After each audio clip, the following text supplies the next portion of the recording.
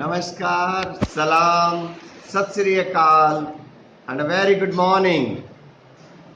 How is each one of you? Yes, I am also doing well. Okay, well, I'm again with you with a new topic, and today's topic is the climate. Okay, the word itself needs to be described first. Although you have been studying the difference between climate and weather right from your class 4th or 5th, it becomes my paramount duty to just remind those two definitions once again. So let me remind you the definition of weather. See, weather refers to the state of the state of the atmosphere over a particular area over a particular time. Okay, at a given point of time, the state of atmosphere, that is the weather. Now, what is climate? Climate refers to the sum total of weather conditions and the variations over a large area and for a long period of time, over a large area and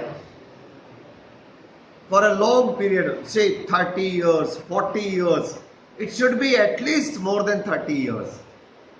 So that is the difference between weather and climate. Now talking about India's climate. India's climate is monsoon type. It can be described as monsoon type. Okay, in fact, the climate of the subcontinent, it is, see, India is very uniquely positioned. See, the Himalayas in the north, it works like a barrier for the cold winds that we might have faced had Himalayas not been there during the winter. And similar is the condition. See, the situation of the ocean and these things, then the Himalaya takes a turn here, and all these conditions make India a very uniquely placed. Then India is also unique in other features, like if we talk about the variations in the temperature. See, we have got areas, if we go to Dras sector in J&K, you may face temperature up to -45 over there. And in the same month, if you visit Thiruvananthapuram, there it will be very pleasant weather, somewhere 20 degree or so. And when we talk about the highest rain area that falls in our country, Meghalaya, and again when Meghalaya receives 400 centimeters of rain annually, there are areas which receive somewhere around 10 centimeter or 20 centimeter. And we have two deserts. One is cold desert, that is Ladakh, and again some areas of Rajasthan, they get only 10 to 20 centimeter of rain. So we have got so much of variations. India is a large country and very uniquely placed. Now talking about the climatic controls. There are 6 major controls. and those major controls are latitudes, altitude, pressure and wind system, distance from the sea, ocean current, and relief features. See, latitude plays a major role. It depends on how far a place is from the equator. All those places near the equator are very hot as well as humid, and when you go towards the poles, the temperature gets colder. Similar is the condition when we talk about the altitudes. The higher you go, the less the temperature. The higher you go, the colder the places.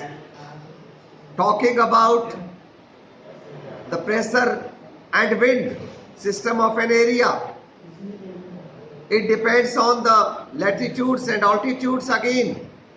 Thus, it influences the temperature and rainfall pattern. Talking about the distance from the sea, again it's a major factor. Again it makes a big difference where the place is located. See the difference between Delhi and Mumbai. Delhi becomes very cold during winter and Mumbai remains almost the same whether it is winter or the summer. And the basic difference is because Mumbai is on the bank of on the seashore it is, and Delhi is in the land. So these are the basic differences. The ocean currents. The ocean currents make a big difference if there are hot currents passing by cities. Naturally they will affect the temperature of that city, and if there are cold currents, they also make a lot of difference. So depending upon whether a city is situated near a cold current or a hot current, it makes difference, it affects, it influences a lot. Talking about the relief pattern, finally the relief too plays a major role, and it determines the climate of a place. High mountains naturally act as barriers for cold winds or hot winds. In our case, it is the Himalayas. Think of the situation. We experience mild winter only because we have got the great Himalayas working as a barrier. Had the Himalayas not been there, India, especially the northern parts of India, would have been experiencing a very severe cold during the winter. So this is the difference that the relief features make. Think of the rainfalls. If I can give one example of the southern states, the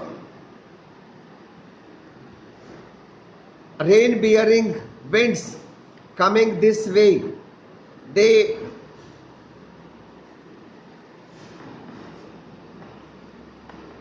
cause the rain heavily here, but this side, it being the leeward position, the rains are minimal.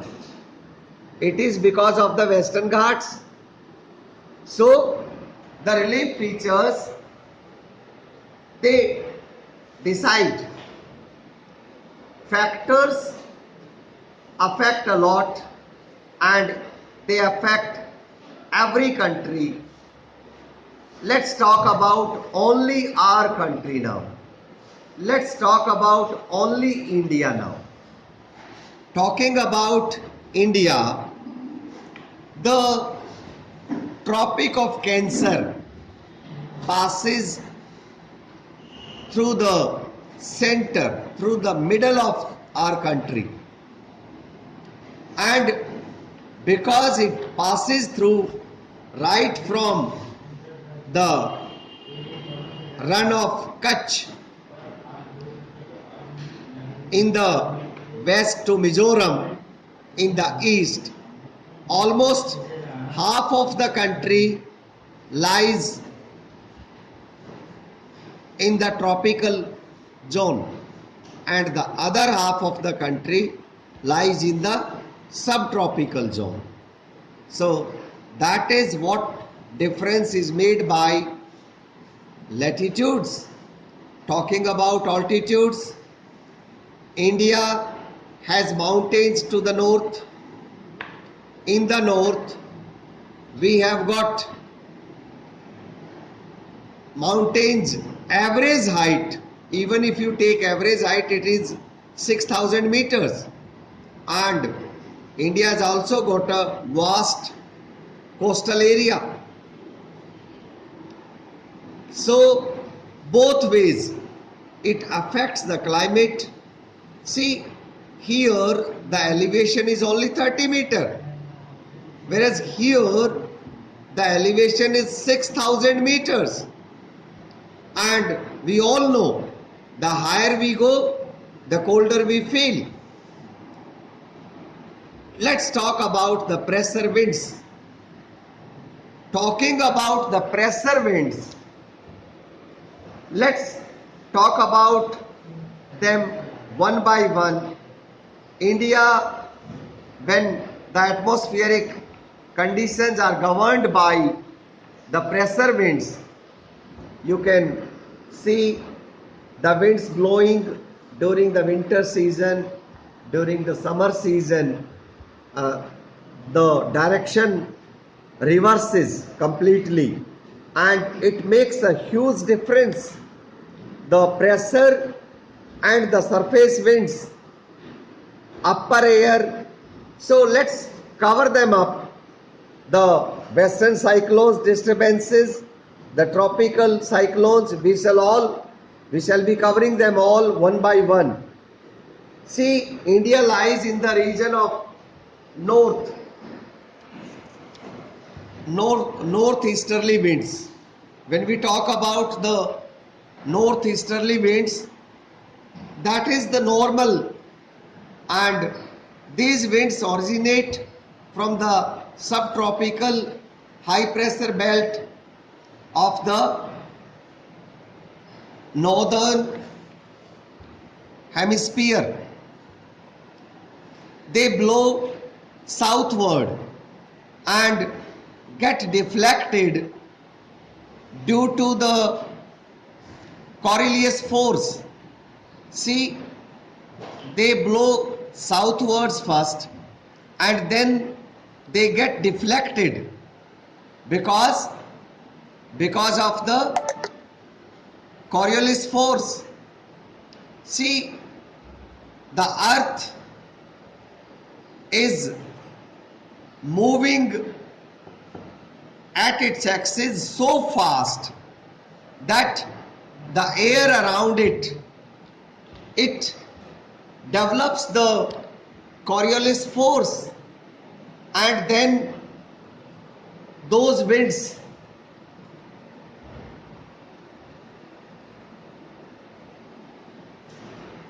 they move towards the equatorial, they move towards this side. The equatorial, these are the equatorial regions, low pressure area.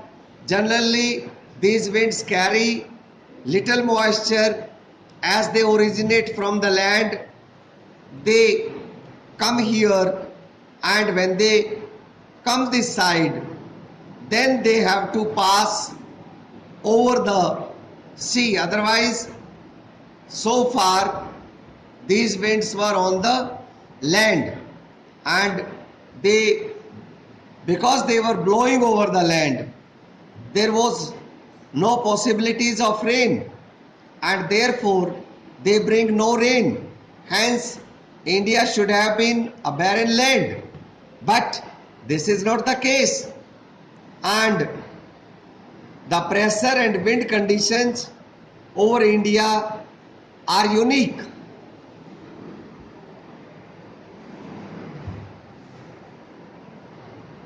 There is a high pressure area north of the Himalayas.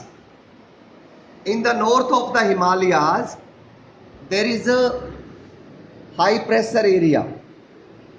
Okay?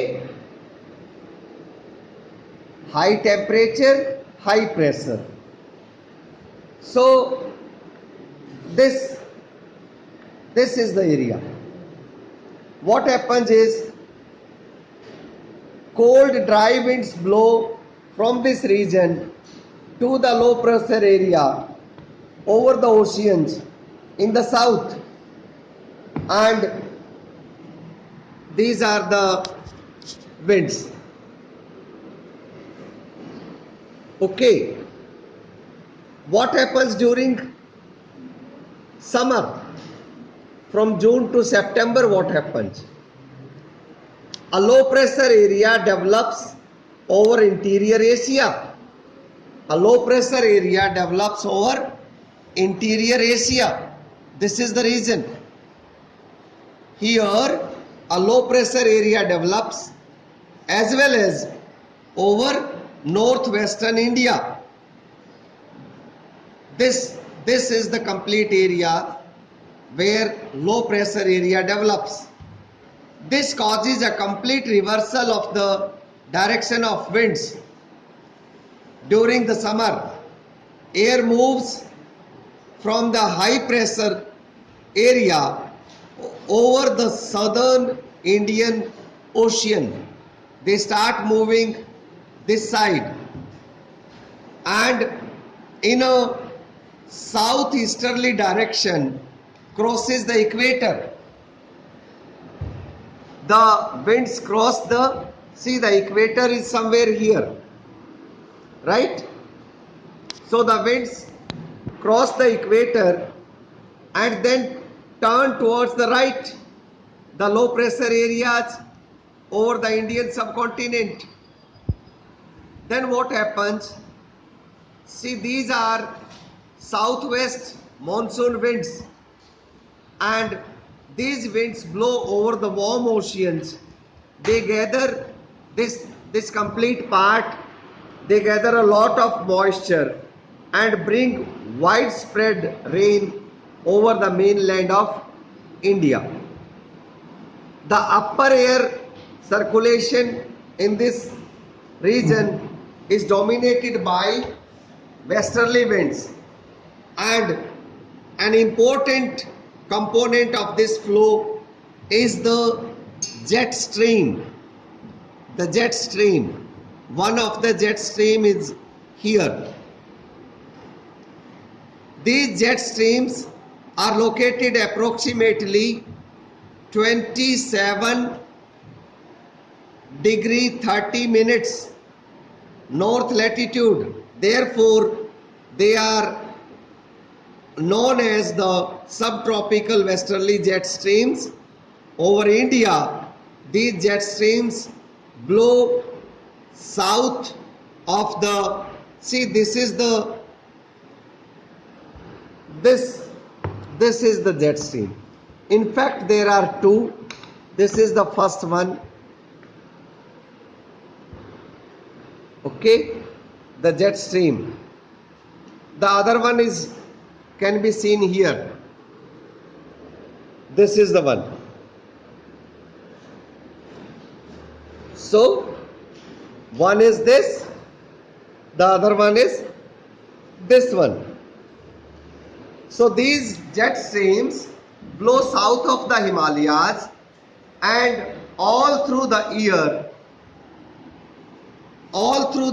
they blow south of the Himalayas.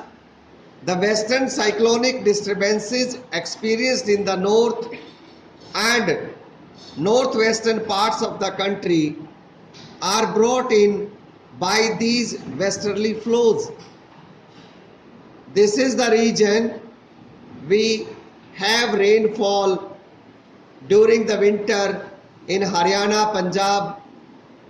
In the summer, what happens is the subtropical westerly jet stream moves north of the Himalayas. In fact, it moves to China, the Tibet area.